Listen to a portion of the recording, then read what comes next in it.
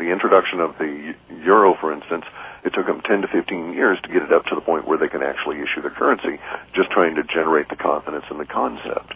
And by the way, the model space seems to suggest that other currencies besides the dollar take huge plunges as well, that it's not merely a U.S. phenomena, that to a certain extent as the Anglo-Sphere empire goes, so goes any of the other paper debt kind of financial systems that are constructed on that model. Okay. So a lot of the smaller countries with central banks are going to have some real serious issues. Interesting. This is really fascinating to me to watch. It's like the whole domino theory kind of thing. You push one domino and they all go tumbling down. And right now, as I'm looking at, kind of the whole global situation, there's these little pushes and shoves going along the way. There's these little indicators and, all of this financial reports coming out of all these different countries about whether it be unemployment or about the foreclosures or about, social programs having to be cut or people doing without this. I mean, it's already begun, even though the rest of it hasn't caught up to it, so to speak. I mean, the rumblings have been there for quite a while now. So it's kind of it's not a good thing to witness, but it is something to actually watch. That we're actually already in whatever this is that we're going through, the game, whatever you want to call it. Yeah, it's very much in floating around in that wave, and it's building, and yeah, we can feel it lifting us up. Oh, absolutely, absolutely. How does that affect the gold and silver prices? I did have that as a question that came in earlier. How would this whole financial market, because I think one of the predictors that was in one of your reports was that silver could go like up to $500 or $600, something like that. And would this change? It may move it forward. Bear in mind that the model space that we're using for the sharp decline in the confidence really is looking at the archetype at a very high level. Uh-huh. So detail level stuff like an actual dollar per ounce price on any given item is very much more suspect in terms of where it would actually end up. The indicator from MOM is that how do I want to say it, not the worst, but that the financial tsunami converts to social dysfunction or discord or unrest, however we want to say it, over the course of winter. And so we suspect that the impetus that will allow silver to return to a historical mean relative to gold, and maybe even swing to the other side of that before settling back, will actually manifest sometime perhaps January, February, simply because of the point at which the financial system starts to rumble through the social structure is where we can say that the dollar is going to be effectively ill within the borders of the U.S., whereas the first part of it, the first 4 or 5 months of the dollar death, is actually going to be the dollar as global reserve currency, even though we'll feel it here in the sense of, maybe $800 a barrel oil. I have no way of knowing what the prices are going to be. I'm just pulling numbers out of the air. But it may be something quite that shocking. It might be $40 a gallon gasoline for all I know. And we're going to go through this period of hyperinflation. And that will impact metals, but it won't impact them as severely as the social unrest period. The beginning of that, I think, is when the silver gold will probably reach some form of notional or nominal dollar peak. However, bear in mind that's not a good thing. Right. Because during that period of time we're going to have shortages, famine, social unrest, and very tough and trying times that we're going to have to figure out ways to get through all together. Well, and I think right here is where I want to make a statement is that, really there are no shortages. What it is what is being presented because, there are stockpiles of food all over this world. I mean, stockpiles of it. And, they are available. They're just not available to most of us. And I just wanted to make that. It is distribution level issues. However, I've been years ago when I was doing computer consulting, I was charged by this particular outfit I worked for to do a resource analysis, and I got had to get very educated in how such things are done, and I followed some of the Buckminster Fuller approaches because he was just brilliant at doing global resource analysis. Right. And so I've followed some of these trends for a number of years, say since the 90s, early 90s even. And I have to say that to a certain extent, there is a whole lot of food on the planet, but we are at a very critical stage. Agreed. Because it is quite true that we've had, I think we'll be going into the 8th or 9th year. I'm sorry, I just can't remember at the moment. I don't have the notes here.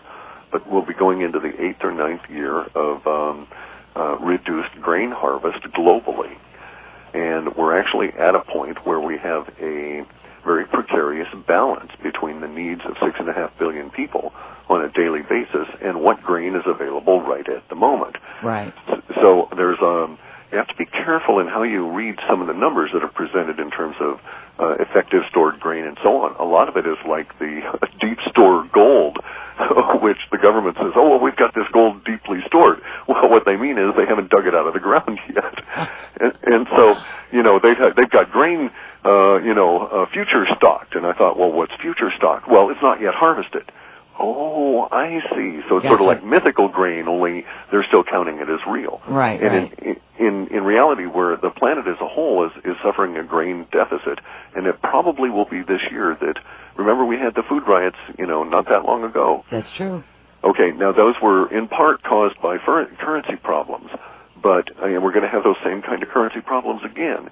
But in addition to that, we're going to have an exacerbating situation of the climate impacting the grains and all other kinds of production the way it has this year in the U.S. It's happening all across the planet. So not only do we have a reduced harvest and a reduced storage, but we also have a very greatly increased need just because of our near-term needs are not being met by near-term harvests. Gotcha. Well, that makes sense. That makes total sense. Here's what I would love to do. I mean, we've covered a lot of your new stuff that wasn't in the original report of September 15th. Oh, and sorry, that brings up something real quick here. Let me divert back to the gold and silver for just a second.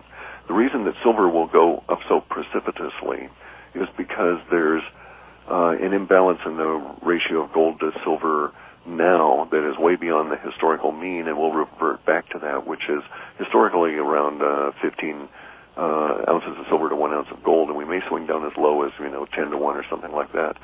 But the trigger for that is going to be basically what we think is going to be some kind of a default on a huge level from the commodity exchange.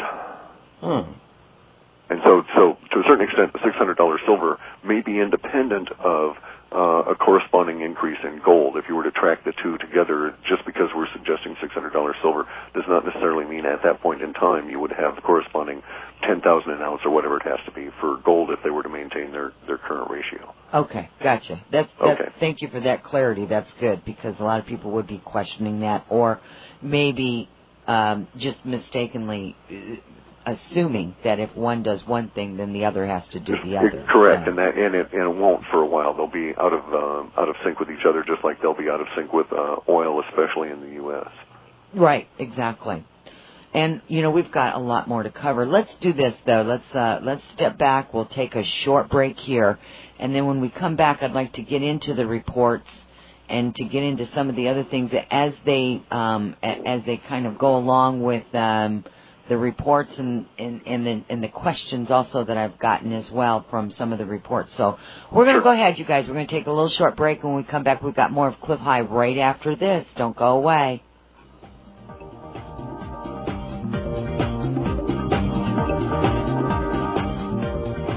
All right, everyone. Welcome back, and we are here with Clif. Clif, welcome back.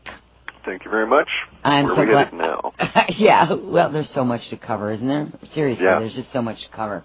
Well, let's just start with your report, because there was some things in there that you also you made some notes on that you wanted to talk about, but I also had some questions, and these are some of the highlights of the questions, was the Israeli mistake. Where's that at in all of this? Also, kind of a take, if it were, on this whole bombing of the moon or the crashing into the moon or whatever, Right. and maybe Right. how that also fits in as well. Well, the Israeli mistake stuff is still on. I mean, sad to say, and we're seeing more and more actual manifestation of real language in the mainstream media that supports a move that way. Bear in mind, the language always precedes the actual change in behavior. So before someone smacks you in the nose, they're going to tell you about it one way or another. There you go. And they've been telling us about it, that they want to go and smack Iran, and the more they tell us about it, the more they discuss it, the more it's likely to occur. And this fits the prediction of the occurrence of the language, so it seems likely that the actual attack will occur. And once we get beyond that level of reality manifesting, then it's our feeling that there's probably about a better than twice what chance would allow that the Israelis will actually find themselves making this mistake that we've thought about or described. So it's conceivable. The mechanism whereby the mistake could continue to cause problems for 18 or more weeks globally on a radioactive level seems very difficult, because as anybody who's gone through the various different training that the government and everybody else provides, civil defense, etc., most radioactive fallout, even plutonium, even cesium-133, etc., is essentially out of the air in about 2 weeks. As we've seen from chemtrails, they precipitate out fairly rapidly, and the radioactive material would be somewhat heavier, and so would theoretically would fall out of the jet stream and not be too much of a problem. However, the scenario that would make sense and would allow the Israeli mistake to occur would be as if the Israelis used one of our new super-duper bunker busters, happened to hit some kind of a material storage area or a support for a material storage area, and that material was a concentrated radioactive substance like plutonium, and it became dry, and it thus heated up and melted down and did a Chernobyl, only it went down far enough to hit some kind of an oil pocket, and thus came spewing back up once it ignites the oil pocket with its heat, and we have a big erupting volcano that's driven by the oil reserves and is spewing radioactive material out for, like our data says, about 18 weeks. But yes, unfortunately, the Israeli attack, which offers the potential for the Israeli mistake, is still very much in the cards and appears to be on track for before the end of the year. Okay. These people move us into war. They're doing everything they can all at once. We're going to be hit by a large number of events as a populace on the planet, as a species. The subset of our species that thinks they have the right to control us is attempting to, for their own purposes, have like a pre-wave of all of these events to herd us into various different levels of control. One of them is very much likely to be war. Okay.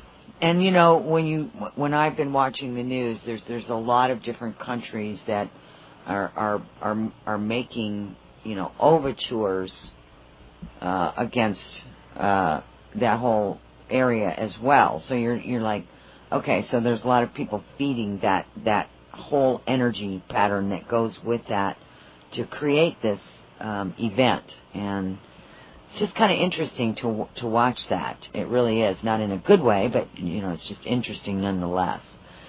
One of the things that I wanted to talk about, because this is something that I've never seen, by the way, in your reports, and this is on page 4 of the 50-page report that you brought out on September 15th. Blowing in the Wind, Hovering Craft, the 15 percenters.